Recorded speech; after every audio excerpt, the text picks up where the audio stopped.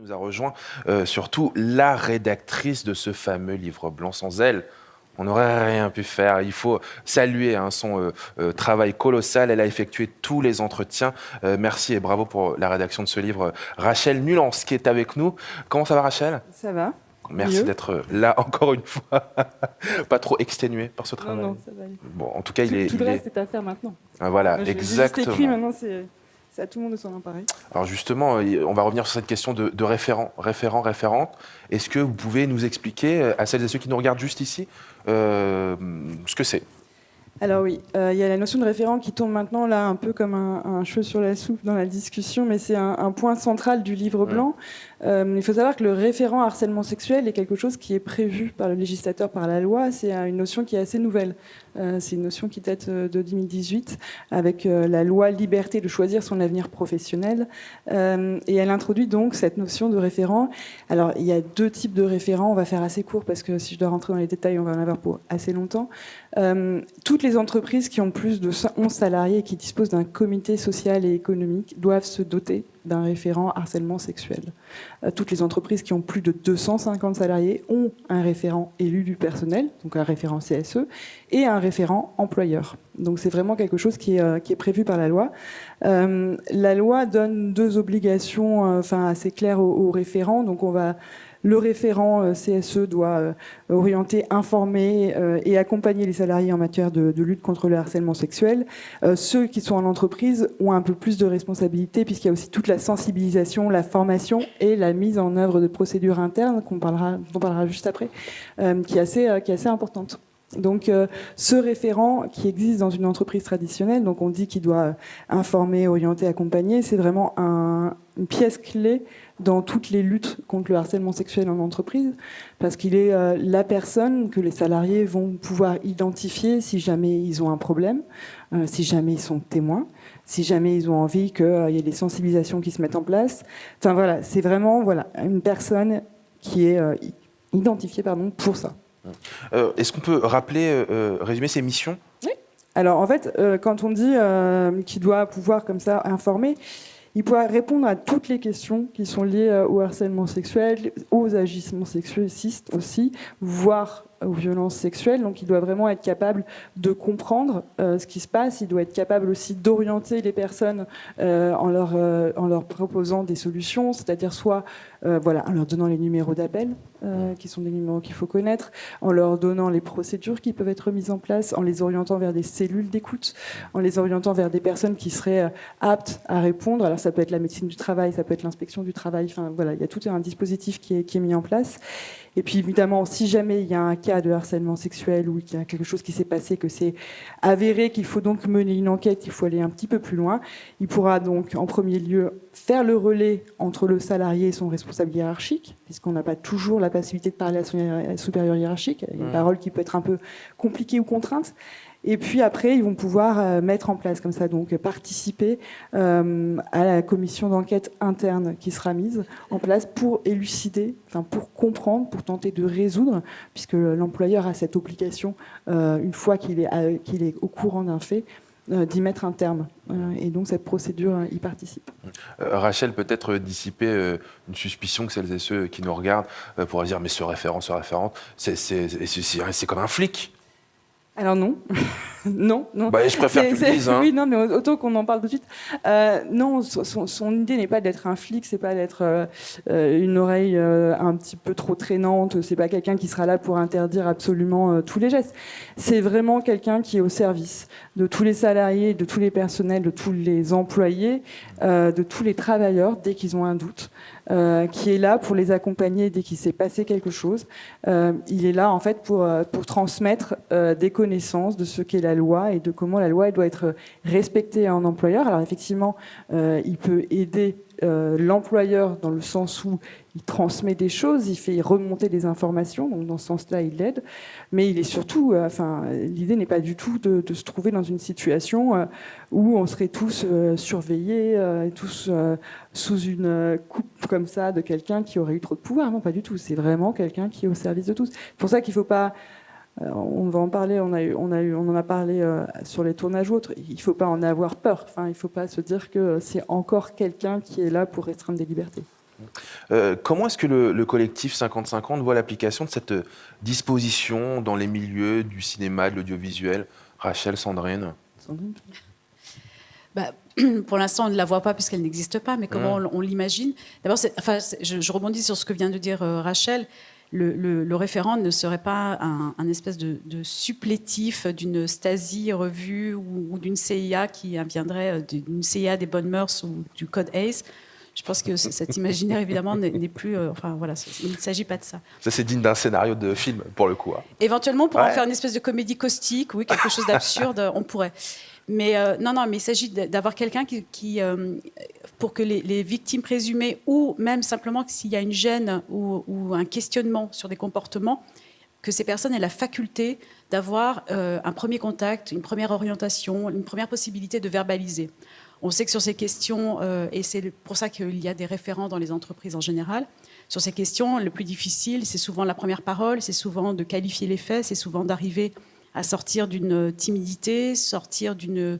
On sait aussi que les agissements, enfin les délits sexuels sont quand même assez exceptionnels sur un facteur, qui sont que les victimes se sentent en général coupables. C'est quand même assez incroyable. Et donc ces personnes-là, dans ce moment-là, trouver l'interlocuteur de confiance pour pouvoir évoquer les faits, réfléchir et reprendre pied pour décider de la ligne de conduite à avoir, on sait que c'est le maillon essentiel.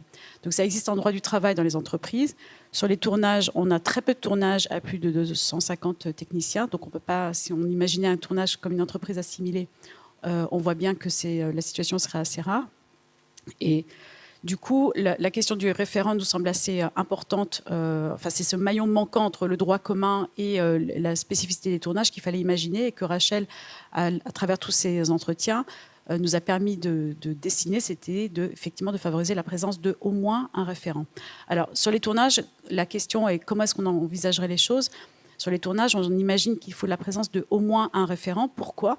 Précisément pour ces questions de sensibilité, pour ces questions de je ne peux pas dire de timidité, mais de moments un petit peu de gêne. Et on voit bien que c'est tellement sensible qu'on peut ne pas avoir envie de partager ses doutes, ses questions, qui peuvent relever de choses très intimes, avec certaines personnes. Parfois, ça ne se maîtrise pas, cette question de compatibilité. Donc on imagine évidemment pouvoir continuer. Il va falloir qu'on poursuive ces discussions avec la profession, peut-être pour décider de pallier que les courts-métrages et les films à moins d'1 million n'aient pas ce genre de contraintes, qu'il n'y ait évidemment qu'un référent sur un film, c'est déjà essentiel. Et peut-être envisager des paliers dans lesquels on pourrait peut-être élever une espèce de norme qui demanderait qu'il y en ait un peu plus. Et puis par ailleurs, justement, pour les cas où on ne peut pas suppléer et pour les cas où, même s'il y a 2 ou 3 référents sur un tournage, la sensibilité ne permet pas de s'adresser à ces référents, pourquoi pas envisager un recours extérieur. Alors ce recours extérieur, ce n'est pas un référent forcément dans une personne physique, mais c'est un des numéros d'appel dont on peut rappeler peut-être qu'ils existent déjà. C'est un numéro d'appel qui jouerait le même rôle, qui serait un numéro qu'on pourrait appeler pour partager ses doutes, poser des questions et avoir un espèce de guidage pour les premières démarches. Ça nous paraît extrêmement important. Et je rebondis parce qu'en fait, on a peut-être que j'ai oublié de préciser une chose, c'est que si on a parlé de formation juste avant, de l'AFDAS, on parlait évidemment de la formation, de modules de sensibilisation surtout, dont on pense qu'ils sont essentiels à mettre à disposition de tous les techniciens, techniciennes, comédiens, comédiennes, réalisateurs, enfin, toutes les personnes amenées à être sur un plateau pour jouir d'une meilleure liberté en toute connaissance de cause. Et cette sensibilisation, il est bien entendu que si la population d'un même tournage est massivement sensibilisée, le seuil de tolérance et la permissivité n'est pas la même. Et c'est d'où l'importance d'avoir cette sensibilisation. Mais cette sensibilisation, évidemment, doit être peut-être un peu plus importante, un peu plus renforcée, d'où la question qui se pose aussi, qui est la formation des référents, pour lequel on pense aussi que c'est notre écosystème et que c'est notre profession dans son ensemble, alors à travers l'AFDAS ou à travers d'autres organismes sociaux, mais qui doit pouvoir accompagner cette formation et qu'on ait un consensus sur cette faculté de certains techniciens, techniciennes, comédiens, comédiennes qui auraient envie de passer ce moment à être un peu plus compétents sur ces questions. Un peu comme un brevet de secouriste, en gros. Justement, il y a un de nos viewers ou une de nos viewers qui nous a posé cette question. Rachel, tu pourras sûrement y répondre. Beaucoup de sociétés de production ont moins de 11 salariés.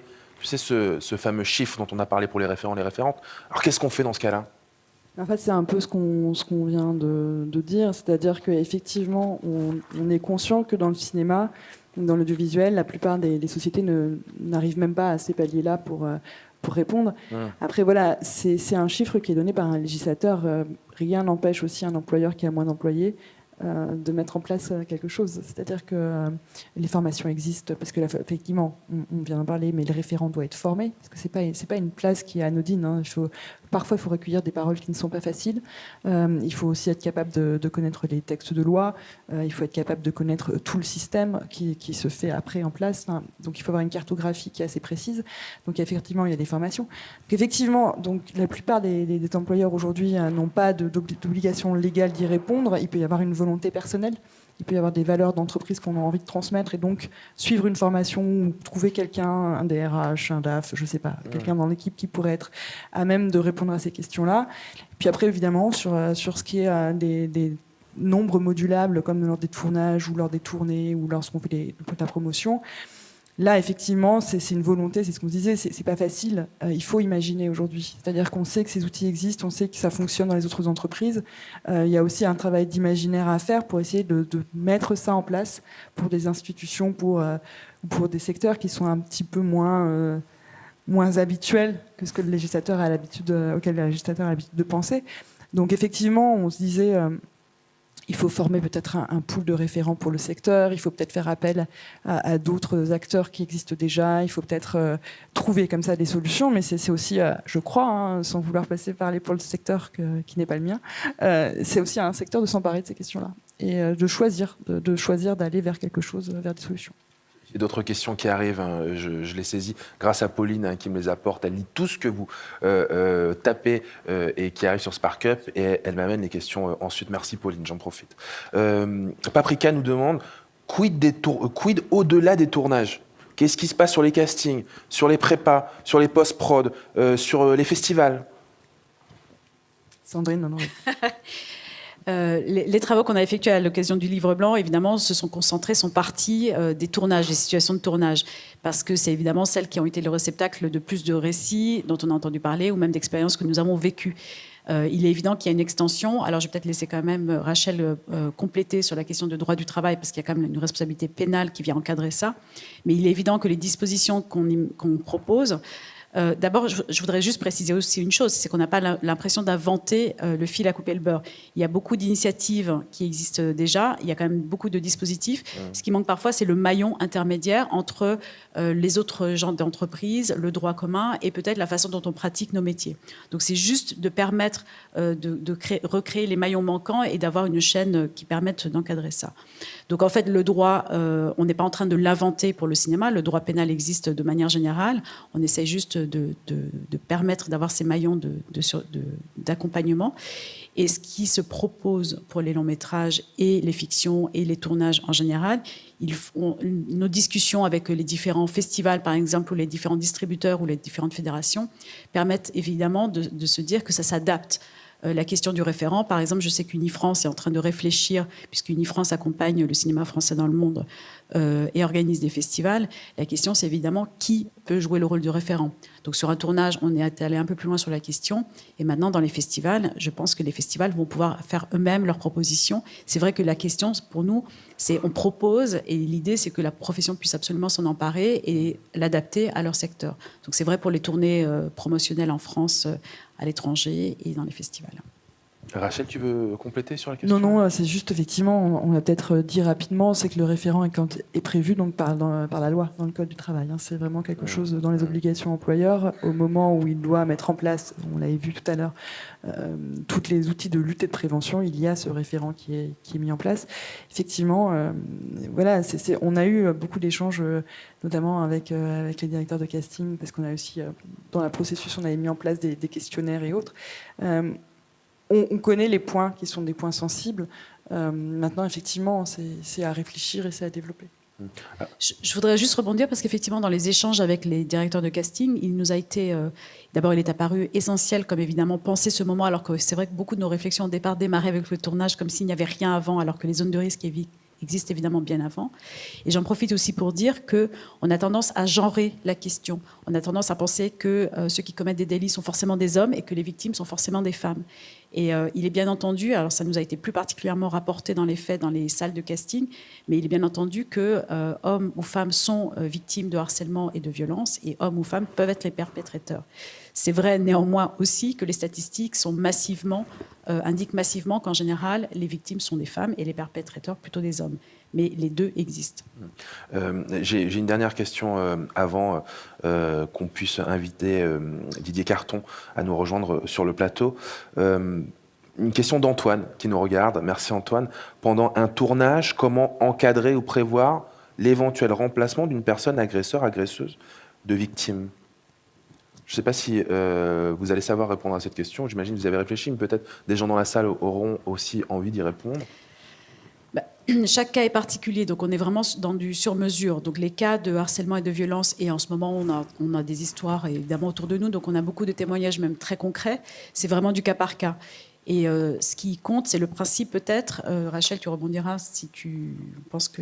Mais en tout cas, le premier principe, c'est celle de mesure conservatoire. C'est-à-dire que le premier réflexe d'un employeur et d'une personne responsable sur un plateau ou en festival ou dans une salle de casting, c'est de mettre fin à la situation de souffrance, sans présumer évidemment de la culpabilité ou de la véracité des faits. Mais en tout cas, c'est de mettre fin à une situation de souffrance. Donc après, comment faire, c'est forcément du cas par cas. Mais c'est vrai que c'est une des raisons pour lesquelles, avec le collectif, depuis les assises de l'année dernière, nous avons aussi entamé un travail avec les assureurs pour qu'ils puissent prendre leur pleine part dans ces moments-là, puisque évidemment, remplacer un ou une technicienne, un ou une comédienne sur un plateau alors qu'on a déjà commencé à tourner, ça entraîne forcément des coûts. Interrompre un tournage pendant une journée ou 2 journées pour pouvoir retomber sur ses pieds et voir comment on s'organise, ça a forcément un coût important. Donc il ne s'agit évidemment pas de créer des polices d'assurance qui seraient des 007, des license to kill, des license to commettre des délits. Mais il s'agit vraiment de pouvoir accompagner les producteurs, dont on a bien compris qu'ils étaient responsables. Et avec les formations, je pense que cette clarté est apportée et c'est important. Mais du coup, comment on accompagne ce risque du producteur avec les assurances cinéma? Une toute dernière question avant que Didier Carton puisse faire son entrée, que vous m'avez posée.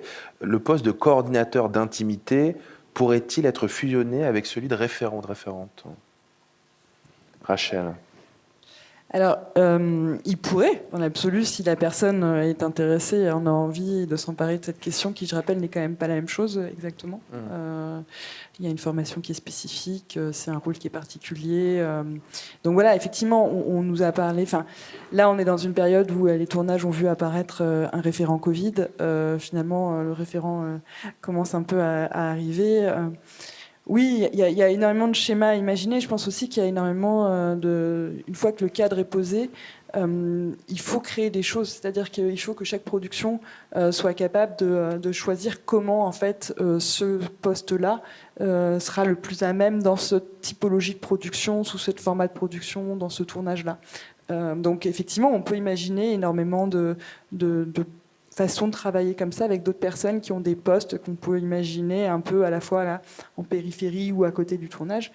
Après, voilà, la question est assez ouverte aujourd'hui, c'est-à-dire qu'on imagine bien, quand on parle de tournage de courts-métrages jusqu'à des super-productions, enfin, moi, j'ai pas une réponse à apporter pour chaque configuration, en fait. Mais ce qui est bien, c'est qu'en tout cas, les gens commencent à y réfléchir et qu'on se dise que c'est important et que dans cette lutte, parce que alors on parle du référent parce que ça nous semble un point assez saillant du dispositif, mais c'est vrai qu'il y a d'autres dispositifs qui sont pensés, qui sont mis en place dans le livre blanc.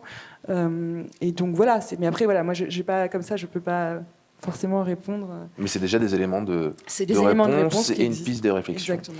Et je vais prendre 30 secondes quand même sur cette question pour dire, en fait, par exemple, on a une casquette dans le cinéma qui est très identifiée, qui est celle de directeur de production, et on a une casquette qui est très identifiée, par exemple, qui est celle de premier assistant. Et on voit, je pense même que c'est une tendance croissante en ce moment, de plus en plus de films se faire où c'est la même personne qui assume les 2 casquettes de directeur de production et de premier assistant. Donc c'est juste pour rebondir sur ce que vient de dire Rachel. Donc pourquoi pas un référent intimité, mais c'est pas la même formation. Le référent intimité est quelqu'un qui est dans le prolongement de l'acte artistique et de l'écriture artistique du réalisateur, est un intermédiaire, et donc il a un rôle qui est très artistique. on voit bien que le référent a un rôle qui est d'un autre type, qui est une approche qui est tout aussi sensible, mais qui est plus de l'accompagnement d'une victime présumée. Donc ça ne requiert pas tout à fait la même compétence, et en tout cas, une même personne pourrait le faire, mais il faudrait être doublement qualifié, d'une part pour être le référent intimité, et d'autre part vraiment pour être le référent sur les questions de délit et de violence sexuelle. Merci Sandrine, merci Rachel. On va vous retrouver évidemment d'ici la conclusion de notre matinée. C'est Didier Carton maintenant qui va me rejoindre sur le plateau. Didier Carton est délégué général du comité central d'hygiène, de sécurité et des conditions de travail de la production cinématographique. Bonjour Didier, prenez place juste à côté de moi. Bienvenue sur le plateau. Je vous présente celles et ceux qui nous regardent ici. C'est votre caméra. Bonjour à tous. L'acronyme, c'est le CCHSCT que celles et ceux qui nous regardent connaissent bien. J'aimerais voir avec vous un document qui est central dans le traitement des faits qui peuvent être rapportés à un employeur ou une employeuse. C'est le protocole de traitement des signalisations. Qu'est-ce que ce protocole du traitement de signalisation et qui le rédige? Oui, alors, comme notre acronyme, c'est un peu long, donc on va expliquer. C'est tout simplement la marche à suivre. En fait, il s'agit de fixer en amont ce qu'on doit faire du moment où on réceptionne une alerte d'un fait grave jusqu'à la décision qui sera prise à la fin. Alors, il s'agit en fait de réfléchir en amont, de déminer un parcours qui est complexe, parce qu'on est sur une situation qui est complexe et qu'il est difficile d'y voir clair souvent. C'est donc un moment aussi d'apprentissage. Je pense que c'est important de le voir comme ça. C'est un moment où on va se mettre d'accord sur les objectifs de cette démarche, parce que elle est peu courante, elle est assez singulière, et il s'agit en fait de ne pas rentrer dans un cadre juridique. On n'est pas dans une... C'est un cadre juridique, mais on n'est pas dans une enquête judiciaire. On n'est pas non plus dans une enquête à caractère psychologique où on va aller chercher les profils des uns et des autres qui auraient pu entraîner tel ou tel comportement. Donc il faut bien se mettre d'accord sur l'objectif de ce protocole. Et puis il s'agit aussi de déterminer quels moyens on va mettre en œuvre pour traiter de cette alerte, qui, quoi, comment on va s'organiser autour de cette démarche d'enquête. Et comme il s'agit d'une démarche d'enquête, il faut quand même en fixer les étapes principales et se mettre d'accord aussi sur ce que seraient les principes à respecter pendant cette enquête. Notamment, on ne doit pas s'intéresser à la vie privée des personnes. Clairement, c'est une zone interdite. Ce qui se passe, on doit respecter la vie privée dans ces enquêtes-là. Et puis, on doit aussi mettre en place des mécanismes de protection des personnes qui vont être entendues et qui vont être appelées à expliquer ce qu'elles ont vécu ou ce qu'elles ont vu ou constaté. Et puis, il faut aussi anticiper ce que seront les conséquences, parce qu'on est déjà dans une espèce de démarche contentieuse où on va aller essayer de comprendre, je vous l'ai déjà dit, mais il va falloir en tirer les conséquences à la fin. Ça peut être une exclusion de l'entreprise, mais ça peut être aussi un maintien avec des gens qui ont été à un moment dans une période de crise et il va bien falloir sortir de cette crise. Donc voilà un petit peu ce qu'est le protocole, ou en tout cas comment on peut le regarder. Alors qui le rédige, ce protocole? Alors qui le rédige, je vais dire l'entreprise. Mais l'entreprise, c'est d'abord l'employeur. Voilà, il faut vraiment le comprendre comme ça. C'est lui qui fixe les moyens, c'est lui qui se donne les moyens. C'est lui aussi qui organise en amont la remontée de l'alerte. C'est-à-dire que c'est bien de réfléchir à ce que serait un protocole de traitement de l'alerte. Encore faut-il faciliter la remontée des alertes pendant tout le travail. Vous avez parlé tout de suite du référent. Voilà, ça c'est une décision qui est prise par l'employeur. Et donc c'est lui qui va rédiger le protocole. J'ai dit l'employeur, mais je dis aussi l'entreprise, c'est-à-dire qu'il est bien qu'il puisse s'associer des compétences internes, et les représentants syndicaux, quand il y en a, peuvent être une ressource. Certains salariés peuvent l'être. Le référent dont on a parlé peut être une ressource. Et puis, nous, accessoirement, au niveau des CHSCT, on peut accompagner les entreprises dans cette démarche. Voilà. Vous en avez un petit peu parlé en introduction, mais est-ce qu'on peut revenir une seconde sur l'obligation légale, l'anticipation? Oui, alors, c'est effectivement obligatoire pour une bonne raison, c'est que le Code du travail, sur le harcèlement, fixe des obligations, et sur le harcèlement sexuel, des obligations encore plus fortes. C'est-à-dire qu'il oblige, il oblige déjà à faire arrêter, faire cesser la situation. Et faire cesser la situation, il faut l'anticiper. C'est-à-dire que quand, ça a été évoqué, vous avez une personne importante qui est impliquée, on a intérêt à avoir réfléchi, à se donner les moyens de faire cesser cette situation. Donc ça, c'est la première obligation qui pèse. Et puis, l'autre obligation, c'est de sanctionner. Et entre les deux, entre faire cesser et sanctionner, on ne va pas sanctionner pour rien. Il faut quand même vérifier que les faits sont établis. Et ça, c'est une obligation aussi. C'est-à-dire qu'il faut mener une démarche d'enquête et elle découle des obligations de l'obligation de sanction. Puis il y a une autre obligation qui est peut-être moins comprise et moins perçue en première instance, c'est qu'on doit prévenir le risque. Et pour prévenir le risque, il y a un dispositif qui s'appelle le dispositif d'évaluation des risques. Et on doit le réactiver à chaque fois qu'un événement grave se remet en place. Donc ça, c'est une obligation légale. Et quand on est saisi d'un fait qui peut être grave, il faut évaluer. Et donc ce protocole doit aussi servir à optimiser l'évaluation du risque. Voilà. Concrètement, Didier, comment ça se passe? C'est quoi les grandes étapes de ce protocole? Alors la première étape, évidemment, c'est la réception d'alerte. C'est-à-dire que quelqu'un va se plaindre, soit témoin, soit victime. Bon, il faut savoir ce qu'on va faire. Et je pense que ça aussi, ça se prépare. C'est comment est-ce que quelqu'un qui vient se plaindre, on l'informe qu'on a enregistré sa plainte et on l'informe qu'on a peut-être besoin de l'entendre, on a peut-être besoin de déclencher autre chose, et ça, c'est primordial. Donc la réception de l'alerte, c'est la première étape. Après, ce que je viens d'évoquer, c'est faire cesser. C'est-à-dire que c'est pas si simple si on n'a pas anticipé. Et là aussi, c'est la démarche, la deuxième point clé de la démarche, c'est comment on fait cesser. Alors, ça peut prendre différentes formes. Ça peut être simplement un éloignement géographique quand les postes le permettent, mais ça peut être beaucoup plus complexe. Et puis, ça peut requérir aussi de mettre en place une disposition du Code du travail qui est excusez-moi, le mot me manque. En tout cas, c'est un dispositif de retrait du travail, de préservation qui éloigne le protagoniste de la personne. Voilà. Donc, cette mise à distance conservatoire, elle va vers une conséquence quand même. Elle est pleine de conséquences. Donc, il faut les avoir examinées avant de rentrer dans ce processus-là.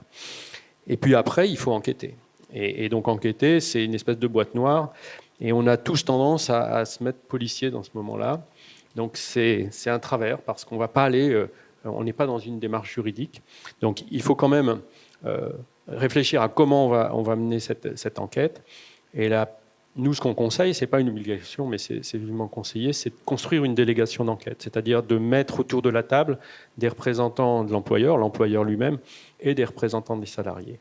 Ça permet d'avoir une pluralité, et puis ça permet d'arriver à la fin avec un constat, une conclusion qui est partagée.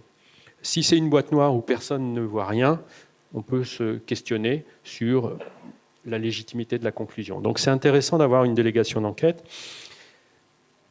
On a aussi tendance à partir tout de suite vers des entretiens, à aller voir les gens en disant « alors qu'est-ce que tu as vu, qu'est-ce que tu as entendu, est-ce que… » Bon.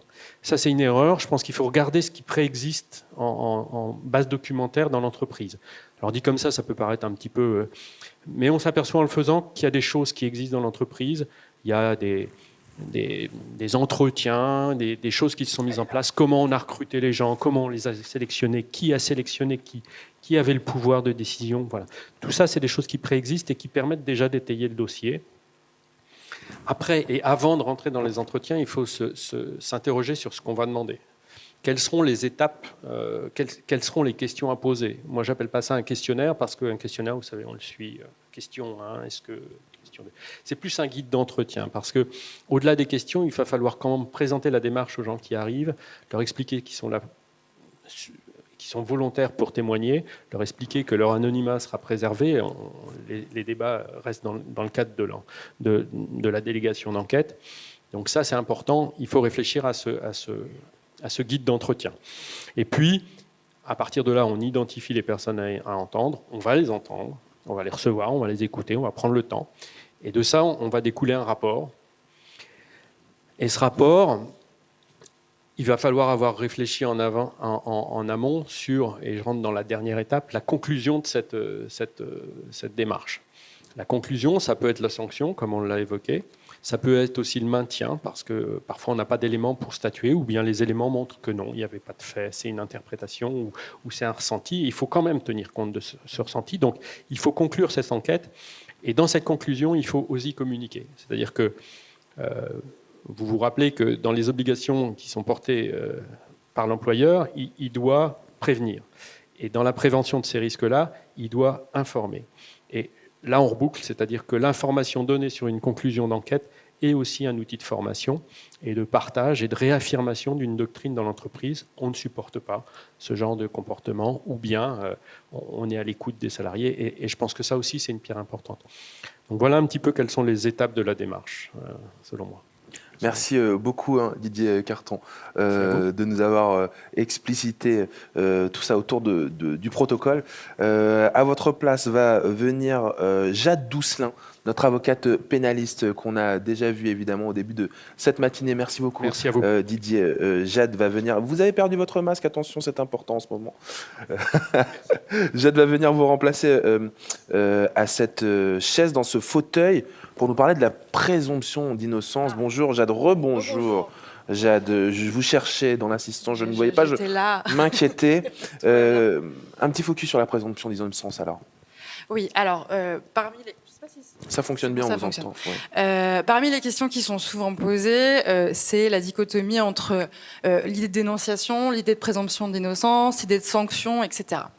Alors, il faut déjà savoir que la présomption d'innocence, c'est un concept effectivement essentiel, mais très juridictionnel et voué en particulier aux instances judiciaires. C'est-à-dire que la présomption d'innocence, c'est de dire on ne peut condamner quelqu'un sans procès, etc., et que toute personne avant un jugement est présumée innocente. Ça, c'est la première chose. Mais c'est surtout à vocation de la justice et dans un cadre très particulier que sont les attaques en diffamation, etc. Rien n'empêche, puisque c'est la question qu'on se pose, parce que je fais un tout petit retour en arrière, mais ça me paraît important. Tout à l'heure, je suis venue expliquer les articles de code, les sanctions, etc. Mais en fait, quand on a dit ça, on a tout dit et on n'a absolument rien dit sur les questions d'agression sexuelle. Parce que la question, c'est effectivement comment on fait. Une fois qu'on sait que le comportement dont la personne est victime est une infraction pénale, en fait, la complexité, c'est quelle est la réaction et comment ça fonctionne. Et donc, se pose souvent cette question de présomption d'innocence. Mais confier un acte à la justice, parce que c'est ça la réalité de tout ce qu'on est en train de mettre en place, c'est de dire, enfin, que vous êtes en train de mettre en place, je n'y suis pour rien, c'est de dire, justement, on ne garde pas cet acte dans la sphère privée, on considère qu'elle doit être confiée à des instances judiciaires qui doivent y apporter une décision, de culpabilité ou non. Donc le fait de venir dénoncer ou de venir dire à la justice « Bonjour, il y a un problème », on ne peut pas y répondre parce que ce n'est pas notre rôle et par ailleurs on doit devoir enquêter, ce n'est pas problématique sur la présomption d'innocence et on le comprend assez aisément. C'est ça en fait qu'il faut avoir à l'esprit, c'est de dire à la justice « Il y a un problème, il faut que vous enquêtiez », elle fera son travail. Mais ce n'est pas du tout contraire à la présomption d'innocence, c'est deux sujets qui n'ont rien à voir. Jade, j'en profite, j'ai une question qui est arrivée, une question que vous nous avez posée, j'espère que vous allez pouvoir y répondre. Que faire en cas de déni de l'employeur ou de l'employeuse et des salariés proches ou témoins? De déni, c'est-à-dire de ne pas vouloir voir ce qui se passe, c'est ça que vous voulez dire? Ou soit de ne pas vouloir voir ce qui se passe, ou alors de se dire mais non, c'est pas si grave. Alors, il y a deux solutions. Tout de ce dont on est en train de parler, en réalité, et Sandrine le disait extrêmement bien, c'est des maillons. Encore une fois, ce n'est pas dans le cadre du travail que l'on règle ces sujets qui sont des sujets pénaux. L'idée, c'est de dire à chaque fois comment on accompagne une victime pour qu'elle puisse aller déposer plainte. C'est ça la réalité. Et en fait, cet accompagnement, il est crucial parce que la victime, elle est extrêmement seule dans ce genre de process. Et si vous n'avez pas la victime qui est volontaire dans cette action pénale, qui a le courage d'y aller, de toute façon, la condamnation n'interviendra pas. C'est dans quasiment tous les cas. Donc, si vous avez cette forme de déni, il faut savoir que tout ne se règle pas dans le milieu de l'emploi. Donc, il faut aller voir des structures autres et que toutes les victimes, de toute façon, ont la possibilité d'aller déposer plainte sans cela. Et évidemment, il appartient aussi à la victime de dire « j'ai signalé ». Et ils se sont tus. Donc, vous allez aussi déposer plainte contre ceux qui se sont tus.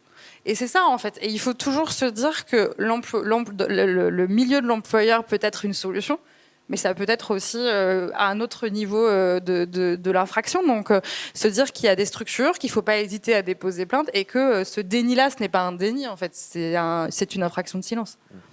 J'ai encore une question pour vous, Jade. Dans quelques instants, je vous le dis, on va recevoir Caroline Rogard, la directrice de la communication et marketing stratégique d'Audience, pour parler d'un dispositif déjà existant aussi. Vous êtes peut-être déjà saisi ou vous allez pouvoir vous en saisir. Donc Caroline se prépare et viendra vous remplacer, Jade, dans un instant. Mais j'ai reçu cette question que je vous soumets. Comment faire si cela concerne l'employeur ou l'employeuse? Alors, auteur ou victime, j'ai reçu la question comme ça. J'imagine que ça veut dire auteur, je comprends cela comme ça. Alors, une nouvelle fois, alors c'est peut-être mon point de vue de pénaliste qui fait que j'interviens de cette façon, mais il faut vraiment avoir à l'esprit que nous sommes sur du droit pénal, et le droit pénal, c'est la justice pénale, c'est les commissariats, c'est les procureurs de la République. Si c'est l'employeur et l'employeuse, évidemment, il n'y aura plus de solution dans le cadre de l'entreprise à ce stade, ou en tout cas de façon immédiate. Donc il faut immédiatement avoir le réflexe d'aller voir un avocat. Évidemment, c'est toujours mieux d'être accompagné, mais en tout cas d'aller dans un commissariat et de le dénoncer. Et bien sûr, ce statut d'employeur et d'employeuse viendra aggraver la situation pénale de la personne. C'est un facteur aggravant. Merci beaucoup, Jade. Je vous en prie. Merci d'avoir répondu à ces questions. Si j'en ai d'autres, vous êtes dans le coin? Oui. De toute façon, merci. Pas. C'est Caroline Rogard, comme je vous l'ai dit il y a un instant, qui va donc succéder à Jade Doucelin dans notre fauteuil, sur notre plateau, pour ces troisièmes assises du collectif 50-50, parce que vous l'aurez compris, hein, le livre blanc dont on vous parle, mais aussi du Lion, il fait du lien avec de l'existant. Il y a des initiatives comme celle que vous, Caroline, vous allez nous présenter chez Audience. Comment allez-vous? Très bien, merci. Merci d'être avec nous. Je le rappelle, vous êtes directrice de la communication de Audience. Vous êtes ici pour nous présenter ce dispositif.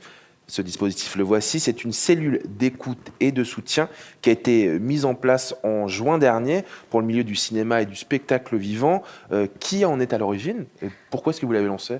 Alors, à l'origine, c'est la FESAC, donc la Fédération des entreprises du spectacle vivant, de la musique, du cinéma et de l'audiovisuel, qui en est à l'origine avec les partenaires sociaux, les représentants des organisations de salariés, avec le soutien du ministère de la Culture, donc qui a contribué activement à la mise en place de cette cellule d'écoute. Et nous, le groupe Audience, donc nous sommes le référent social de la culture et nous sommes l'opérateur de cette cellule. Pourquoi l'avoir mis en place? Alors, vous avez eu des demandes ou vous avez senti un besoin? Tout à fait. On s'est aperçu que du côté des salariés, des artistes, des intermittents du spectacle et des techniciens de ces secteurs, il y avait une vraie demande de pouvoir être écoutés et de pouvoir consulter des psychologues et aussi des avocats éventuellement via une cellule d'écoute dans des cas de harcèlement, de violences sexistes et sexuelles, de viols parfois, mais aussi dans des situations d'emprise. On s'aperçoit que c'est des métiers où on est souvent dans des situations à risque, avec par exemple des fêtes de fin de tournage, des tournées, par exemple dans la musique aussi, des situations où la frontière entre vie privée et vie professionnelle est plus ténue. Il y a certains métiers qui sont dits paillettes, où tout le monde veut un peu faire votre job, donc on a un sentiment de culpabilité et une impression qu'on peut accepter plus de choses que peut-être dans certains autres métiers. On a plus de mal à voir la frontière entre ce qui est permis et ce qui n'est pas permis. Donc l'idée, c'est qu'on puisse téléphoner à ce numéro unique, donc c'est le 01 87 20 30 90, et qu'on puisse être écouté par un psychologue et éventuellement orienté aussi vers une cellule d'écoute juridique pour pouvoir en parler. Le numéro dont vous venez de parler, évidemment, c'est inscrit sur l'écran. On va le repasser pendant cet entretien avec notre camarade. Vous avez parlé de psychologue, vous avez parlé d'avocat. Justement, comment ce dispositif il est pensé? Il y a plusieurs volets, volet psy, volet juridique. Oui, alors quand vous appelez, vous tombez sur une psychologue qui est spécialisée dans les métiers artistiques, dans les métiers de la culture, du secteur culturel. Donc, elle connaît les situations à risque et elle est à même de vous écouter. Et si jamais vous avez besoin, si vous souhaitez avoir des conseils juridiques, le numéro de téléphone bascule vers un cabinet d'avocats dédié. Qui peut appeler ce numéro? Tous les artistes et techniciens du secteur du spectacle vivant, de la musique, du cinéma et de l'audiovisuel. Donc aussi bien, vous nous avez parlé de catégories, mais ça peut être aussi bien des victimes que des témoins aussi. Des témoins aussi, bien sûr. Si jamais vous êtes témoin, on garantit l'anonymat des appels. Et donc, bien sûr, on peut alerter les pouvoirs publics, alerter les syndicats qui vont être partie prenante, qui vont aider les victimes et les témoins d'abord à cet anonymat, mais aussi à intenter des actions en justice si nécessaire. Et puis même, s'il y a un doute, si vous posez des questions, c'est pas forcément pour alerter sur une situation, mais peut-être que vous pouvez aussi avoir une réflexion. Vous n'hésitez pas évidemment aussi à composer ce numéro. Je ne me trompe pas, en le disant, il va se réinscrire 01 87 20 30 90, évidemment, ça peut servir. J'ai lu aussi qu'une consultation était prévue pour compléter le dispositif. Oui, alors nous, le groupe Audience, nous avons inauguré il y a 1 an un centre médical, le pôle santé bergère, qui est à 2 pas d'ici d'ailleurs, dans le 9e arrondissement, et qui est ouvert à tous, mais qui est dédié plus spécifiquement à nos publics, donc les personnels de la culture, du secteur culturel. Et donc nous avons décidé de compléter cette cellule d'écoute par une consultation médicale avec des psychiatres spécialisés et formés, qui sont en lien avec les psychologues de la cellule, pour pouvoir accueillir dans un lieu qui est un peu dédié au personnel de la culture, pour pouvoir accueillir physiquement ces victimes. Et puis c'est un centre de santé où il y a également toutes les spécialités médicales. Donc voilà, une victime pourra aussi bien consulter non seulement un psychiatre de façon anonyme et gratuite, mais aussi éventuellement un médecin généraliste. On va ouvrir un pôle de gynécologie très poussé, avec aussi on a aussi les explorations fonctionnelles, on a aussi un centre d'imagerie médicale. Donc voilà, si jamais il y a besoin de consulter des spécialistes, ils seront à leur écoute de façon anonyme et gratuite pour les psychiatres. Sandrine du collectif 50-50 le disait tout à l'heure, il y a des choses qui existent, il y a évidemment le livre blanc et pas que le livre blanc, mais on est aussi là pour souligner l'existence, ce dispositif existe. Vous pouvez vous en emparer, évidemment. On remet une dernière fois le numéro de téléphone pour celles et ceux qui nous regardent. Il va s'afficher sur votre écran, 01 87 20 30 90. Stop emprise, harcèlement, violence. Merci beaucoup, merci Caroline. Merci de nous avoir présenté ce dispositif. Je vous le disais, quand on a ouvert cette matinée, on a des belles surprises aussi, des belles surprises pour vous. D'ici la fin de notre session de travail et d'échange, puisqu'on est arrivé dans la dernière heure. Si vous aimez le spectacle vivant, on vient d'en parler il y a un instant avec Caroline, on a des jolies choses à vous montrer, donc il faudra absolument pas vous déconnecter, chers amis. Maintenant, sur ce fauteuil, j'accueille la directrice de production, membre de l'ADP, l'association des directeurs de production, Anaïs Ascaride. Anaïs, si vous m'entendez en coulisses, vous pouvez venir me rejoindre sur le plateau, évidemment.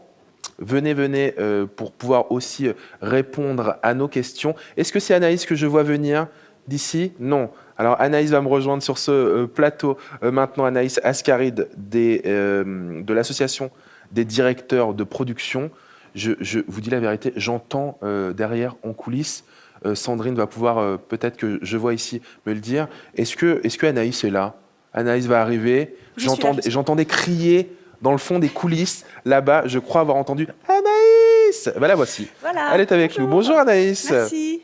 Merci d'être avec nous ce matin pour ces assises du collectif 50-50. Alors on sait que ça demande des efforts, Anaïs, mais on propose des choses qui ne sont pas hors sol. Pour conclure cette partie sur les dispositifs de prévention et de traitement, on aimerait, vous qui représentez les directeurs de production, qui êtes le maillon entre la production et le plateau, avoir votre sentiment sur les mesures qui ont été exposées ce matin. Oui, alors il y a beaucoup de travail qui a été engagé, et comme toujours quand c'est les débuts, on se dit toujours oulala, comment on va faire pour concrétiser tout ça. Ouais. Bon, je ne vais pas tout redire parce qu'il y a beaucoup de choses avec les différents intervenants qui ont déjà été dites. Au niveau de la formation qui est proposée par le CNC, je trouve ça très intéressant que ce soit un signe fort, en fait, un signal de attention les employeurs, il faut prendre vos responsabilités. Ce que je trouve intéressant, j'avoue, c'est le côté obligatoire, parce que si on ne fait pas ça, les gens n'y vont pas. Voilà. Et que aussi, souvent les gérants de sociétés de cinéma, même s'il y a beaucoup de productrices, c'est beaucoup des hommes qui sont les gérants. Et du coup, cette formation, de base, à la base, elle est pour ces hommes-là. Ce que je veux dire, c'est que souvent, c'est les femmes qui s'emparent de ces problématiques. Il y a quelques hommes qui sont avec nous et ils sont très importants et de plus en plus nombreux. Mais du coup, le fait que ce soit la petite carotte, comme il y a eu pour qu'il y ait plus de femmes chefs de poste dans les films. Donc ça, je trouve que c'est plutôt intéressant. Après, c'est vrai que tout de suite, on se dit, ben ouais, mais en fait, ce serait bien que tout le monde puisse avoir accès à cette formation, voire qu'elle devienne obligatoire. Voilà, c'est un peu la première chose, la prévention restant, de mon point de vue, le plus important en tout cas, et la première marche pour que les choses s'améliorent, parce que je pense qu'il y a beaucoup de comportements qui peuvent changer, qui peuvent évoluer, et certaines personnes qui peuvent être dans des comportements de harcèlement ou même de réflexion sexiste de base. On est comme dans un milieu très très machiste, malheureusement. Ça évolue, mais pas encore suffisamment. Si on leur dit ce genre de comportement n'est pas acceptable, je pense que ça peut aider. Justement, pour aider, la mise en place d'un référent, d'une référente, et puis les modules de sensibilisation qu'on a évoqués précédemment, ça peut aider ? Alors, ça peut carrément aider. Moi, j'avoue que par rapport à la question du référent, je trouve que sur le papier, c'est super important et c'est très bien. On compare ça au référent Covid. Là, j'ai entendu des gens qui disaient ça. On a bien réussi à faire ça d'un coup. Mais pour moi, c'est quand même complètement différent. Déjà parce que les référents Covid, il y a un truc de sécurité, on met des masques, on a des protocoles, etc. En matière de harcèlement, c'est quand même un peu plus délicat. Et le référent en cas de harcèlement sexuel, ce serait quelqu'un qui serait formé, mais qui serait l'habilleuse, le machiniste, enfin un technicien de base, et pas quelqu'un qui est embauché pour ça uniquement. Et je vous avoue que nous, les directeurs de production, on galère un peu à avoir des gens qui veulent bien être délégués de plateau, qui est une obligation et qui est un truc que nous, on trouve vraiment très bien parce que ça nous permet d'avoir un dialogue plus aisé avec les techniciens. Voilà, ça, c'est un peu le truc compliqué. C'est qui va vouloir se dévouer, entre guillemets, suivre la formation, être responsable de ça et recueillir la parole. C'est pas neutre. Enfin, je veux dire, tout le monde n'est pas capable de ça. Ça peut être violent aussi. Enfin, voilà. Donc, c'est pour ça que tout ce qui est accompagnement extérieur, voilà, le CSS, CHSCT, audience, ACMB, enfin tout ce qui peut être en accompagnement de ça extérieur, voilà. Mais par contre, pour compléter, tout ce qui est prévention, c'est-à-dire que moi j'aime beaucoup le petit film de Paye ton tournage, qui est super efficace. La tasse de thé, c'est un classique, voilà. Enfin, tout le monde la connaît pas, mais la tasse de thé, c'est le discours, le fond est excessivement dur et important. Et pour celles et ceux qui nous rejoignent, hein, c'est deux films qu'on a passés au début de cette matinée. Hein. Oui, exactement. Donc ça, c'est des bons outils. Et après, dans le livre blanc, il y a une charte qui est mise, il y a une clause qu'on peut mettre dans les contrats. Alors après, on peut les adapter, mais pour que on dise le code pénal, le code du travail, quel est le cadre de la loi, et de dire tout de suite, voilà, aucun débordement ne sera accepté, et voilà, qu'il y aura des sanctions, et que ce ne sont pas des choses anodines, et que tout ceci est grave, mais que ça n'empêche pas effectivement de pouvoir se draguer. On peut mettre le curseur là où on veut, quoi. Comment est-ce que vous, les directrices et directeurs de production, est-ce que vous allez pouvoir articuler les propositions dont on a parlé ce matin ? C'est ça, voilà, dans le concret, il va falloir qu'on voit comment on y va. Et effectivement, moi, la prévention. Prévenir, mettre des affiches, on peut mettre des affiches à la machine à café, dans les camions. Il ne faut pas oublier aussi la post-production, parce que je pense qu'il y a beaucoup de gens qui sont des fois un peu tout seuls, parce que si on est deux dans une salle de post-production et qu'on a un problème avec son collègue, ça peut être très compliqué aussi. Ou on a parlé aussi de tout ce qui est festival ou les rencontres. Voilà, tout ce qui est un peu festif. On est dans des milieux où c'est quand même assez glissant. On parle du milieu du travail, et en même temps, par exemple, quand on tourne loin de son domicile, tout ce qui se passe en dehors du travail, des fois on partage des gîtes, des fois on fait des soirées, des fois il y a on boit un peu d'alcool, enfin les choses comme ça, ou on va en festival, on se retrouve hors du cadre. Et il y a un peu ce petit côté écolo de tout ce qui se passe à Vegas reste à Vegas. Et non, en fait, on reste dans le cadre du travail, c'est pas les vacances. Et donc, c'est à nous de faire ce travail-là sans non plus être des censeurs, voilà, de trouver le bon équilibre. Le référent, moi, je trouve ça vraiment super, mais concrètement, à voir comment ça peut se passer. Merci beaucoup Anaïs. Je voulais en profiter pour redonner la parole à Sandrine Brouwer du collectif 50-50, qui peut-être m'entend, peut-être va me rejoindre sur le plateau. Je crois l'entendre courir, si je ne me trompe pas. Sandrine, si tu es dans le coin, sur la mise en place de concours, de choses qu'on peut faire très concrètement dans la droite ligne de ce que Anaïs vient de nous dire. En attendant Sandrine, si je ne l'entends pas, tu la vois se préparer. La voici, Sandrine. Oh, tu peux rester avec nous une seconde si tu veux, Anaïs. Merci en tout cas pour toutes ces précisions. Hein. Sandrine, je te fais intervenir sur cette question. Si c'est possible. Tu es là, d'accord. Sur la mise en place de concours de choses très pratiques qu'on peut faire, puisqu'on disait tout à l'heure comment est-ce que les directeurs et directrices de production peuvent articuler leurs propositions. Et toi, Anaïs, tu disais, on peut mettre des affiches, il y a du mailing, ce genre de choses. Qu'est-ce qu'on peut faire ? On a effectivement, quand on a discuté avec les directeurs de production, on s'est rendu compte que c'était évidemment une nécessité absolue et évidente. C'est-à-dire qu'on a pensé à répertorier ce qui existait en termes de législation. On a essayé d'identifier les maillons manquants très concrètement pour agir et prévenir sur les tournages et au-delà des tournages, évidemment, enfin en amont et in fine. Et c'est vrai que c'est en discutant récemment avec l'ADP qu'on s'est rendu compte qu'on manquait d'outils pédagogiques. Alors on en manque, mais pas complètement. Il y a une autre association qui s'appelle Les Femmes s'animent, dont Corinne Cooper s'occupe extrêmement bien, et ils ont tout un panel de visuels, et je suis désolée, on vous les mettra en ligne parce qu'ils sont absolument magnifiques, qui sont justement, il y a des affiches, il y a des encarts, il y a des livrets qui définissent le harcèlement et qui sont extrêmement intéressants à visionner. Donc ce qu'on s'est dit, alors là je peux, voilà, en avant-première je vous le dis, c'est vrai qu'à la suite des discussions avec les directeurs de production, on s'est dit qu'il fallait qu'on fabrique ces contenus qui seront à disposition des équipes, à la fois pour pouvoir les afficher et à la fois pour pouvoir les envoyer par mail. Il peut y avoir des films. Vous avez vu la vidéo sur la tasse de thé, qui est une façon juste de rappeler ce que c'est que le consentement. Et effectivement, les questions sur lesquelles il faut être sensibilisé, c'est souvent juste une affaire de bon sens ou de déplacer le curseur du consentement, le curseur de ce sur quoi on peut... on a des seuils de tolérance. En fait, il faut déplacer les seuils de tolérance. Et souvent, les petites vidéos peuvent être un très bon vecteur. Moi, j'avais juste, si je peux, Bien sûr, Anaïs. un petit truc. Parce qu'il y avait un de mes camarades qui avait fait une remarque. Effectivement, moi, je n'avais pas pensé, parce que le poster dont tu parles, moi, je l'avais affiché dans des bureaux l'été dernier. Et ça a un petit peu fait ricaner les garçons. Et mon camarade disait, oui, mais c'est toujours une communication de femmes qui parlent aux femmes. Et du coup, genre, c'est les femmes s'y intéressent parce que c'est potentiellement des codes couleurs dits féminins, rose, violet. Est-ce que ça, c'est des questions qu'il faut se reposer ou pas ? Parce que c'est vrai que moi, je ne m'étais pas du tout... Non, mais c'est marrant, c'est hyper important. D'abord, je crois que c'est une question que les femmes s'animent se sont posées. C'est pour ça qu'elles sont en train de réactualiser aussi leur visuel. Il y avait aussi une difficulté de diversité. Les visages représentés étaient blancs, ce qui était quand même un peu compliqué à accepter. Donc c'est des questions qu'il faut se poser et ce sont des questions dont on a aussi parlé hier. C'est à un moment donné ces questions de violence et de harcèlement contre lesquelles on veut se mobiliser. Encore une fois, c'est pas les femmes veulent se mobiliser contre les hommes. Je pense que la plupart des hommes n'ont pas particulièrement envie d'être des harceleurs ou des violeurs ou des hommes violents. Donc je pense que juste de se rappeler ensemble quelles sont les lignes naturelles du consentement permettent d'apporter un peu d'apaisement. Donc oui, je pense qu'évidemment ces visuels doivent être ceux dont on a tous envie de s'emparer, hommes comme femmes. Donc oui, les codes doivent être communs. Oui, et du coup, pardon, je coupe encore, mais parce que du coup, dans les trucs très concrets, voilà, cette espèce de, voilà, le fait que la formation du CNC soit obligatoire pour les dirigeants, qu'on ait tous les mêmes outils de façon obligatoire. On parlait de la visite à la visite médicale qu'on appelle tous CMB, Centre médical de la Bourse, que ça devienne obligatoire. Ce serait bien qu'on puisse du coup avoir quelque chose qui soit lissé.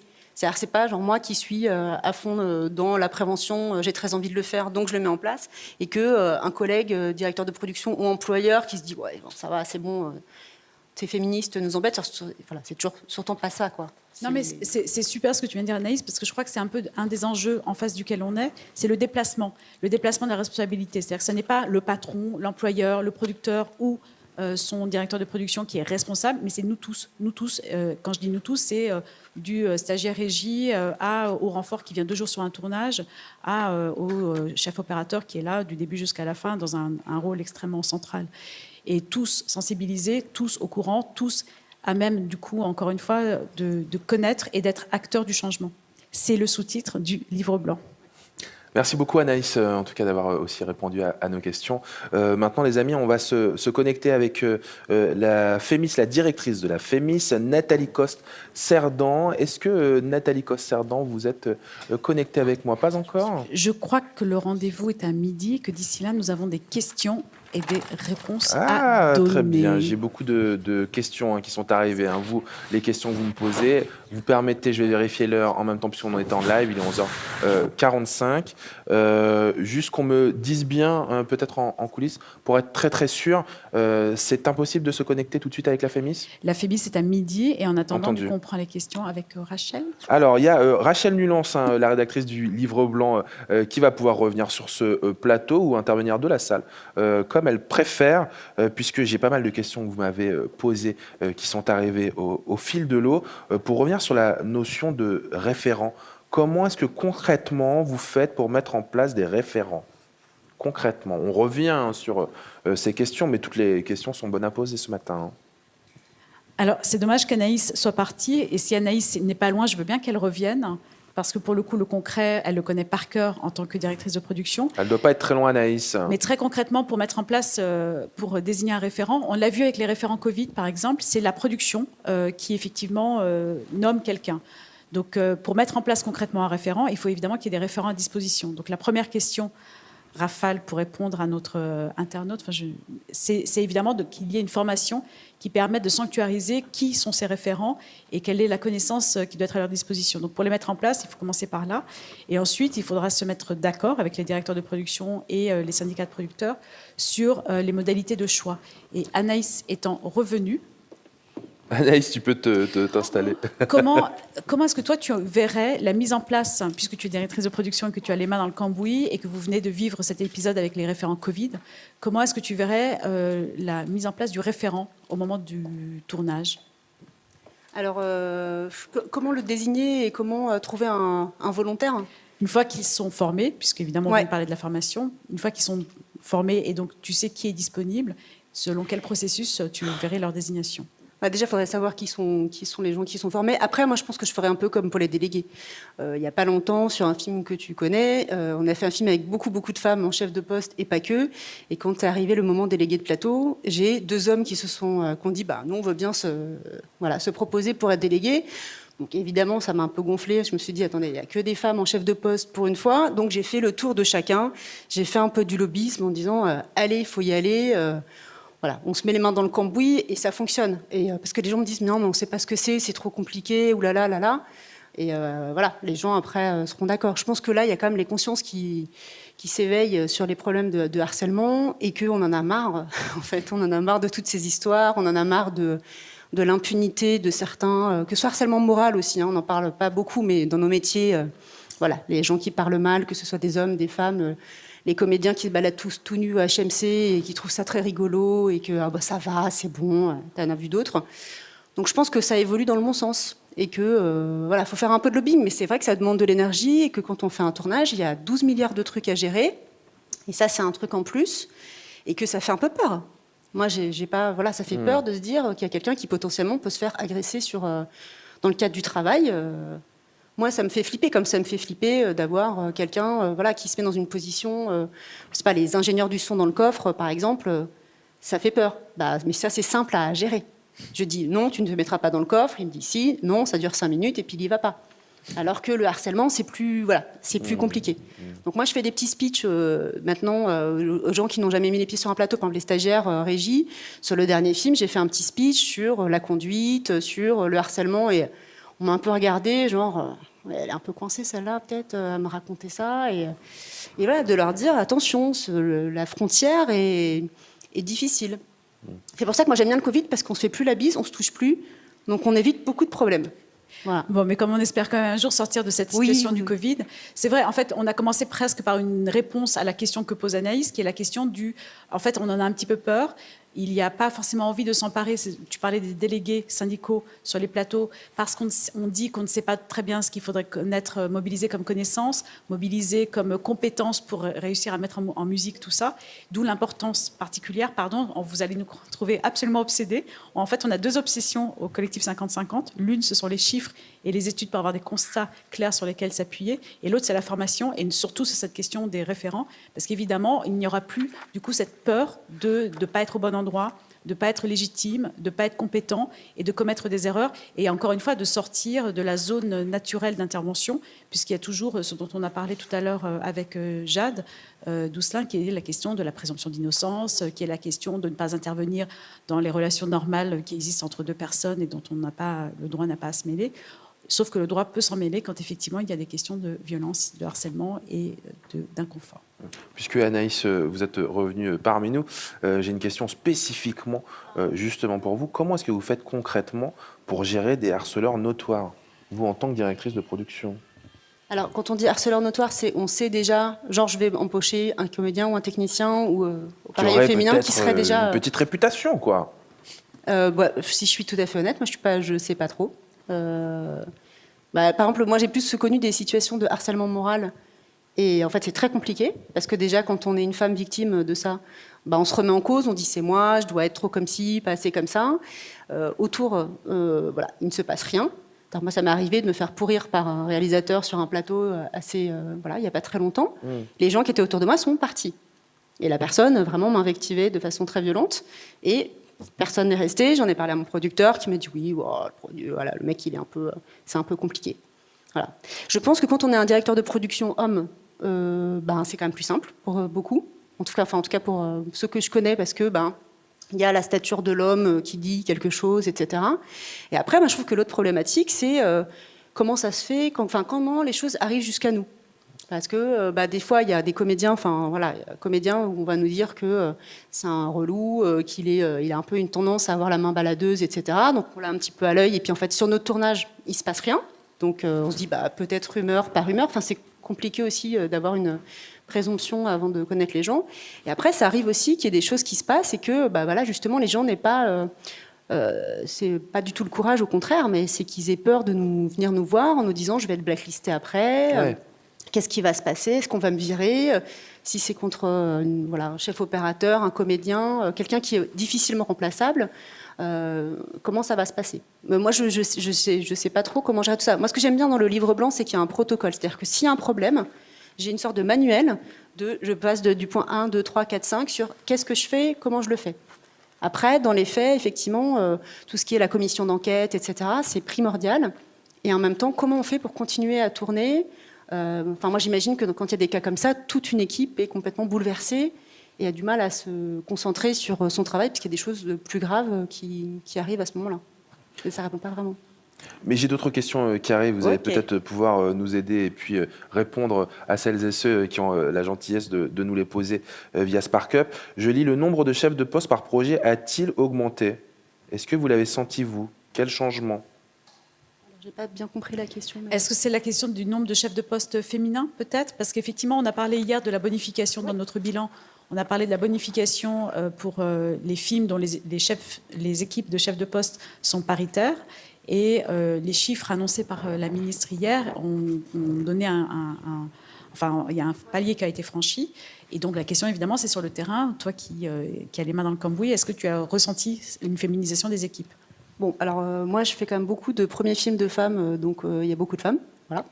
Donc, et après, voilà, ça dépend des films. Moi, j'ai l'impression que cette petite carotte de bonification, elle n'est pas neutre. Voilà, si des fois, à un poste près, où on n'a vraiment aucune idée de est-ce qu'on va prendre une chef costumière ou un chef costumier et que ça peut faire influer. Voilà, mais je suis pas... Concrètement, je ne sais pas trop. Les chiffres sont plutôt encourageants, mais... Si j'en crois les chiffres d'hier, on serait passé à 34% des films qui ont eu leur agrément, qui auraient bénéficié de la bonification, alors qu'à une simulation sur les chiffres de 2017, ça aurait été 15%. Donc on voit qu'il y a un gain énorme, monumental, c'est plus 20%, si je ne me trompe pas, à peu près, et donc plus 20% de, on va dire à peu près 300 films par an.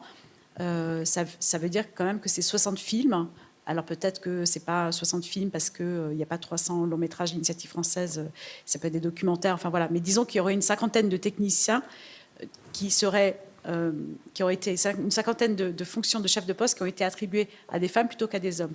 Donc c'est vrai que dans l'objectif qu'on s'était donné, qui était de favoriser l'évolution des carrières de femmes qui ont tendance à rester plus longtemps dans des postes subalternes et ne pas monter, pour défoncer, au moins fissurer ce plafond de verre, si ces chiffres sont avérés, c'est effectivement une évolution considérable. Et moi, je trouve que j'ai l'impression que ça évolue plutôt dans le bon sens, mais surtout effectivement pour les films, on va dire pas les énormes productions qui sont plus masculines. Moi, j'ai l'impression que le travail de 50-50 a été vraiment très très efficace ces dernières années, enfin ces 2 dernières années, que ça a vraiment super avancé et que maintenant le nouveau, voilà, il y a évidemment le sujet du harcèlement sur lequel vous êtes au taquet, c'est vraiment la diversité. Hein. Et la mise en place de la Bible, etc. Enfin, je trouve que c'est vraiment là que j'ai l'impression que les femmes, c'est devenu un peu Enfin, normal, il y a encore un combat, mais... On n'a pas payé Anaïs Non, du mais- tout pour faire la pub. Non, mais Mais- c'est vrai, je le trouve. Enfin, je ressens en tout cas que ça s'améliore, c'est bien. Enfin, il y a du boulot encore, et puis tout n'est pas parfait, mais parce qu'il y a des nouvelles générations qui arrivent, d'hommes et de femmes d'ailleurs, et qui, du coup, arrivent à des postes. Moi, je vois à l'ADP, par exemple, c'est une grande majorité d'hommes pour le moment, et les femmes, voilà, le bureau travaille vraiment à ce qu'il y ait plus de femmes qui soient là, et c'est chouette, parce que ces postes-là, ils étaient les premières femmes qui ont dû être directrices de production. Ça a été super difficile et elles nous ont creusé la voie pour que nous, on arrive et que ce soit plus simple. Beaucoup de questions sont arrivées via SparkUp et je suis encadré de mon équipe d'experts et d'expertes depuis ce théâtre incroyable, magnifique qui nous accueille encore ce matin. J'ai un peu l'impression d'être Julien Courbet ce matin. Regardez, hop, j'ai ma team d'experts et d'expertes. Je vais vous les poser à la volée, ça vous va? Tiens, j'ai une première question adressée notamment à Sandrine. Que la référente appartienne à l'équipe ne risque-t-il pas de créer une surcharge de travail? Je n'ai pas la réponse toute faite. On va lancer. L'idée, ce serait peut-être déjà de lancer et de voir comment ça fonctionne. L'idée, c'est aussi le référent, c'est une personne qui est là à disposition de quelqu'un qui aurait besoin de se poser des questions et d'avoir un premier appui pour réfléchir à la situation. Donc ça fait partie de toute façon, je pense, du flux quotidien normal de discussion qu'il peut y avoir. Donc la surcharge de travail, je ne sais pas, je ne saurais pas l'évaluer aujourd'hui. C'est plutôt effectivement une formation, en revanche, qu'il faut pouvoir avoir en amont. Vous l'avez compris, on insiste beaucoup dessus. Mais c'est plutôt de savoir... En fait, l'idée, c'est de pouvoir désémotiver la situation et d'arriver à la caractériser et d'accompagner le mieux possible. Donc, plutôt une question de formation en amont pour être capable de le faire sans justement que ce soit une surcharge insurmontable, une surcharge émotionnelle, parce que c'est parfois difficile, ou une surcharge en temps. Et l'idée, c'est d'être le maillon aussi pour amener la personne qui se pose ces questions-là vers les dispositifs existants d'aide aux victimes, que ce soit des aides psychologiques, des aides juridictionnelles, et de solliciter éventuellement le producteur s'il faut mettre en place des mesures conservatoires. Est-ce qu'une rémunération pour le référent ou la référente pourrait être envisagée? Je vais vous poser une question, je vais vous renvoyer une question. Est-ce qu'on est rémunéré quand on a passé son brevet de premier secours pour être là à disposition? Je ne sais pas. En fait, il nous est apparu que c'était peut-être une faculté que les techniciens avaient de vouloir se former. Et je ne sais pas, Rachel, si tu as eu des retours là-dessus. En fait, si on garde toujours cette analogie avec le monde de l'entreprise tel qu'il existe aujourd'hui, autant d'un point de vue surcharge de travail que rémunération, il n'est pas du tout prévu dans la loi une rémunération des référents, et cela rentre dans le cadre de leurs attributions normales, on va dire. Enfin, il n'y a pas de... On se met toujours en place, enfin, c'est ce qu'on disait, c'est qu'un référent, c'est pas un job à temps plein, on le souhaite. C'est-à-dire qu'il n'est pas là pour surveiller. Enfin, c'est surtout ça. Enfin, son job, ça va pas être de surveiller les plateaux et de surveiller les comportements des gens. Son job, entre guillemets, en plus de son emploi pour lequel il est présent, c'est juste de s'assurer que la communication soit fluide entre l'employeur et les salariés, qu'entre salariés, si jamais il y a quelque chose à faire remonter, ils le fassent remonter. Et donc voilà, enfin, c'est vraiment l'idée n'est pas du tout d'avoir une fonction, en fait. C'est pas du tout de tout d'un coup devoir faire quelque chose. C'est d'être là. Et c'est d'être là pour entendre les gens, c'est d'être là pour surveiller si peut-être qu'il manque un affichage, si les numéros sont les bons, si la parole est bien présente et surtout si elle est écoutée. Rachel, justement, puisque tu as le micro, une question qu'on nous a posée également via SparkUp.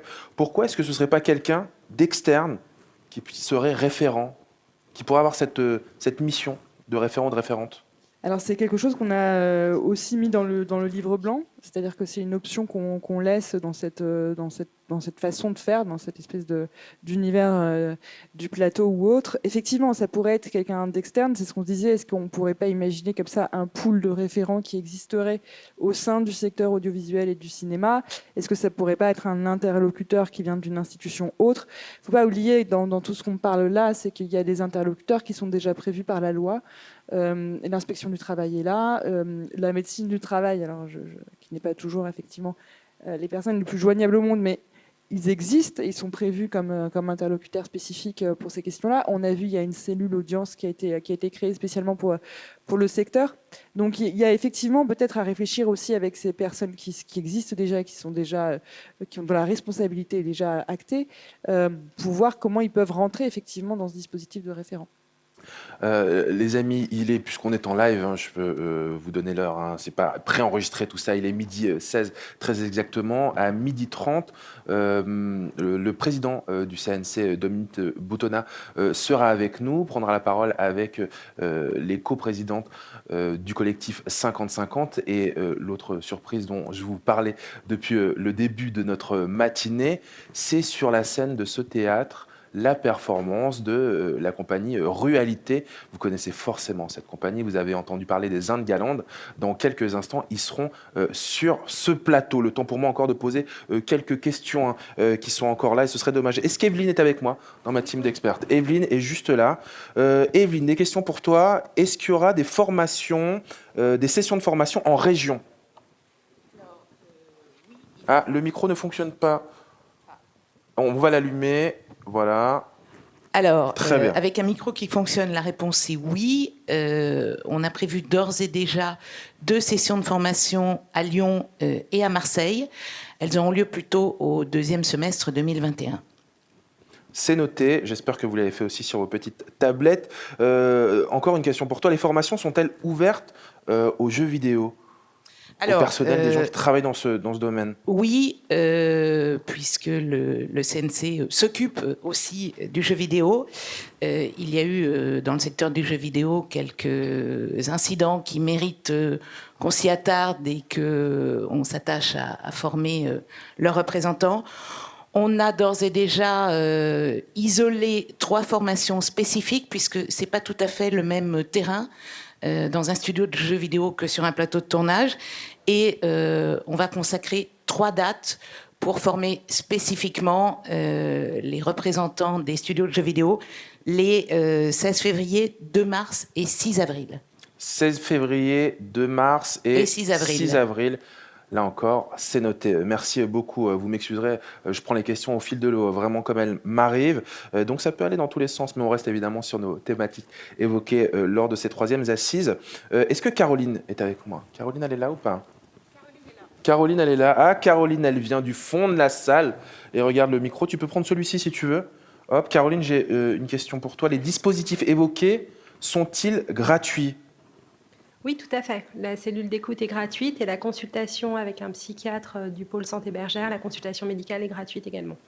Est-ce que c'est ouvert aux auteurs, aux autrices aussi? On a dit que c'était ouvert. C'est ouvert à tous les professionnels. Mais on peut le rappeler, on peut en profiter pour le rappeler.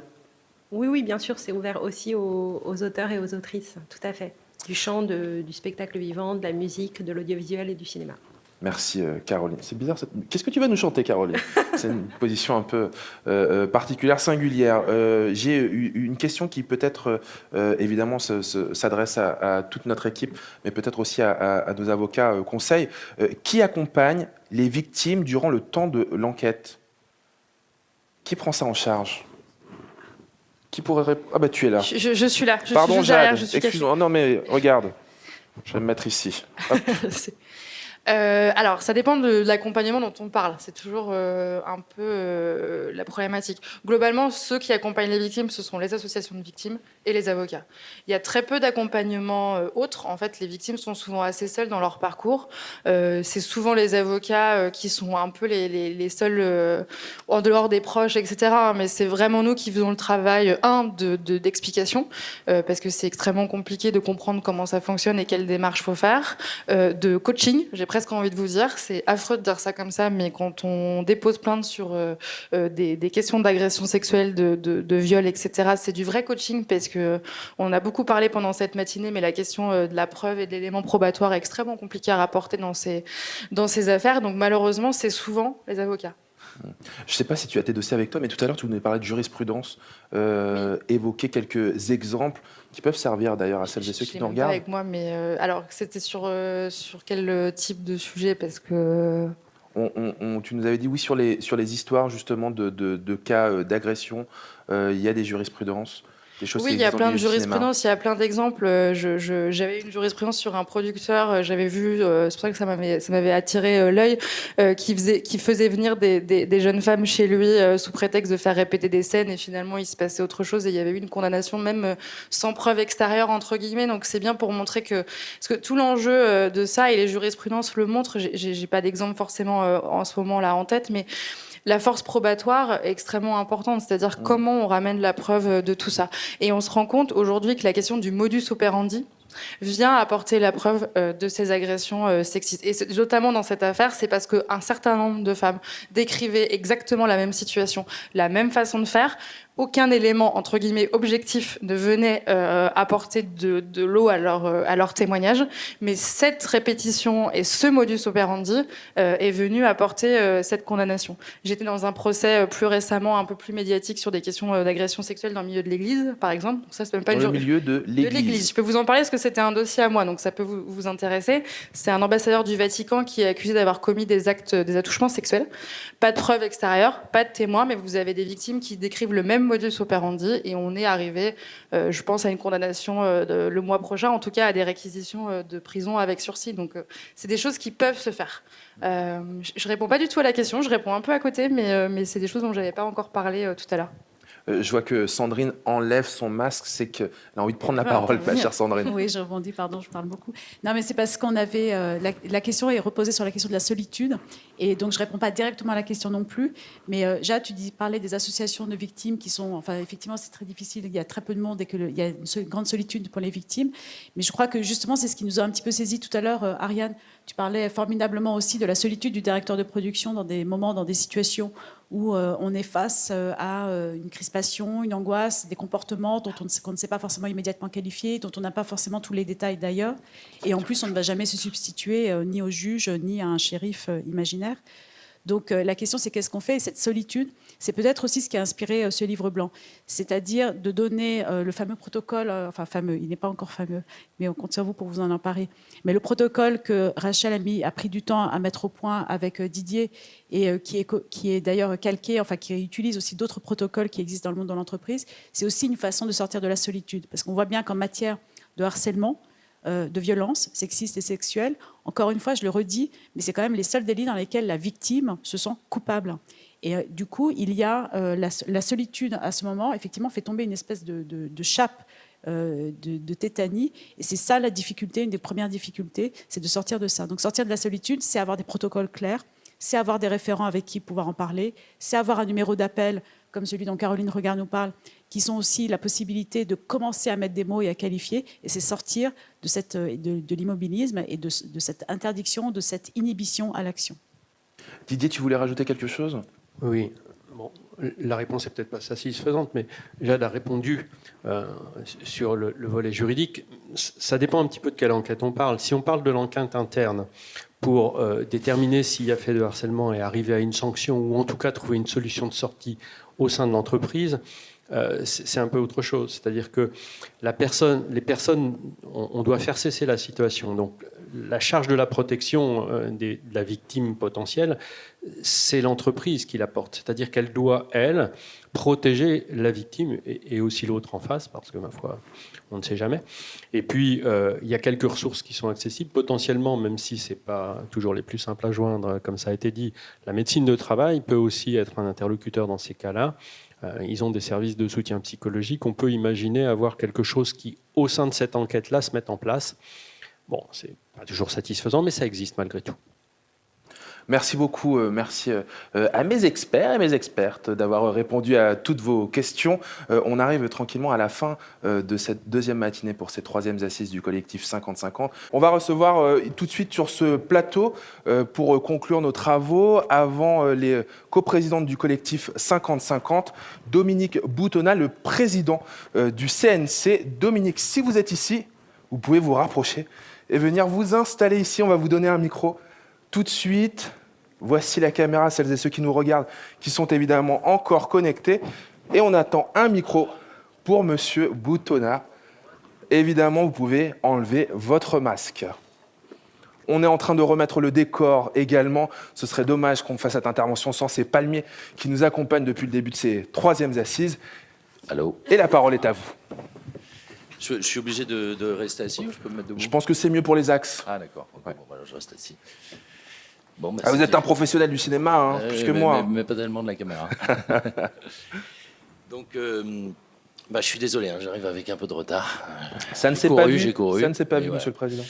Donc, ce que je voulais absolument quand même passer juste avant la fin de ces assises et vous dire 2-3 mots. La chose que je voulais dire, c'est que d'abord, ça fait 3 ans hein, maintenant, je crois que le CNC accompagne le collectif 50-50, qu'on travaille bien ensemble et qu'on en est fiers. On a fait quand même un bout de chemin et on a mis en place un certain nombre de mesures ensemble sur lesquelles on a travaillé ensemble et qu'on a concerté aussi avec les professionnels.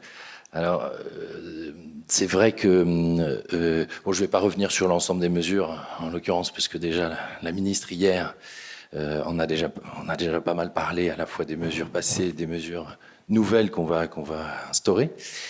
Mais quand même, ce que je voulais dire, c'est que, par exemple, si on prend les toutes premières, qui étaient le bonus parité, en fait, on se rend compte que ça marche avec un peu de recul, avec ces 2 dernières années. Je suis désolé, je suis essoufflé parce que j'ai couru, mais voilà. Vous n'étiez pas sur scène, hein, non, j'étais pendant pas sur la scène, performance, là. Non. Ah non, j'ai pas vu. Non, je me suis changé. Puis je vous avais pas reconnu. Donc en fait, ce bonus parité, première année, ça a touché 22% des films, je crois. La deuxième année, l'année dernière, donc plus d'un tiers. Donc ce qui veut dire que ça marche. Les mesures sur lesquelles on travaille ensemble, les mesures qu'on a commencé à mettre en place, ça marche. L'année dernière, je m'étais engagé à ce qu'on puisse conditionner les aides du CNC à des mesures de prévention, de prévention et de formation à la prévention contre les actes de harcèlement. Et en fait, on a réussi. C'est la première institution publique qui met en place ce type de mesures et qui met en place des formations pour cela. J'ai fait passer cette conditionnalité au mois d'octobre dernier, donc le mois dernier à mon conseil d'administration. Et on a commencé nos formations, je crois aussi le mois dernier. On doit faire passer 9000 professionnels comme ça. Donc c'est quand même ça prouve que quand on y va et quand on travaille bien ensemble sur ces sujets-là, on y arrive. Ensuite, par exemple, là aussi, il y a des sujets qui sont assez fondamentaux sur lesquels moi, j'ai aussi pas mal axé le travail, enfin en tout cas la stratégie que je veux donner au CNC pendant la durée de mon mandat, qui est d'ouvrir davantage nos commissions à plus de diversité, à plus de jeunes, à plus de reflets de la population d'aujourd'hui. Ça, on a commencé à le faire aussi depuis 1 an. On va continuer. On met en place des conventions avec des écoles et avec des associations présentes dans des quartiers dits prioritaires, type Courtrajmé, type la Cinéfabrique, type Rubica. Donc, je crois que hier, vous aviez Claude Mouriaras qui était là, de la Cinéfabrique, vous avez vu. Ça marche. Et ça va nous permettre d'avoir au sein de ces commissions qui, c'est vrai, ne reflétaient pas forcément toujours la diversité de notre population et qui ont quand même une influence énorme sur l'attribution des aides et donc aussi sur toutes les œuvres à venir de cinéma et d'audiovisuel. Ils vont nous aider à identifier des profils et des personnes pour ces commissions-là. Donc, tout ce travail et tout ce qu'on met en place aussi à compter de maintenant et pour l'avenir, en fait, on se rend compte que quand on le fait bien, quand on le fait vraiment comme on l'a fait avec le collectif 50-50 et très concerté aussi avec la profession, ça fonctionne. Ça, c'était la première chose que je voulais dire. La deuxième chose qui me semblait importante aussi, c'était de pouvoir... Alors, encore une fois, je ne vais pas revenir sur les nouvelles annonces, mais on a vu, et d'ailleurs par le biais notamment des retours de ces formations, des premières formations qu'on a avec les professionnels, mais aussi des témoignages de personnes victimes de harcèlement qu'il y avait un certain nombre de sujets qui touchaient à des problèmes aussi d'assurance. Parce que c'était ce qui ressortait de ces témoignages comme des retours de ces producteurs, c'était aussi la difficulté à arrêter un tournage, la prise de responsabilité que c'était et la peur pour des personnes victimes d'harcèlement de prendre cette responsabilité, d'arrêter un tournage. Et là, ça fait soulever, et plusieurs personnes l'ont soulevé aussi ces dernières semaines, on en a beaucoup discuté avec le collectif 50-50 également, et qu'en fait, il y a un vrai sujet peut-être à mener, un nouveau chantier, ça je voulais vous en parler, c'est pour ça aussi que je suis venu, pour voir s'il y avait une piste d'assurabilité, de pouvoir assurer les arrêts de tournage en cas de harcèlement. Pour le coup, je pense que c'est un sujet difficile à traiter, un sujet assez important pour libérer la parole. Et ce que je propose, c'est de mettre en place un groupe de travail là dans les semaines à venir pour travailler sur le sujet. Alors sans préempter, sans savoir ce que ça donnera, mais avec l'objectif quand même d'arriver à quelque chose dans les semaines et les mois à venir. Voilà ce que je voulais annoncer rapidement. La dernière chose que je voulais dire au collectif, c'est la chance, en fait, ce que je disais un petit peu au début, cette fierté de travailler ensemble, cette qualité de travail, cette manière de travailler qui est quand même, en plus, dans la période d'aujourd'hui, qui est une période pas simple, hein, singulière, c'était agréable, c'était une vraie envie à la fois de détermination, de volonté de faire bouger les lignes, tout ça avec énormément de respect, tout ça avec énormément d'optimisme et de joie de vivre, et que, voilà, je voulais dire que c'était un vrai bonheur. Et je voulais féliciter aussi au sein de mes équipes celle qui s'en occupe beaucoup, qui est Evelyne Laki, qui fait un travail remarquable, et également Leslie Thomas. Et donc, bravo pour tout le chemin parcouru jusqu'à présent ensemble avec le collectif 50-50, et puis ça n'est qu'une partie du chemin, et je sais que le chemin est encore long à faire et qu'on va le faire ensemble. Voilà. On va le faire ensemble, heureusement. Malheureusement, il est encore long, vous l'avez dit. En tout cas, merci beaucoup, Dominique, de nous avoir réservé la primauté de cette annonce et d'être venu nous rejoindre ici pour ces assises. Merci beaucoup. Vous pouvez regagner les coulisses. Vous passez par les Palmiers Dorés. Vous allez voir, la route est par ici.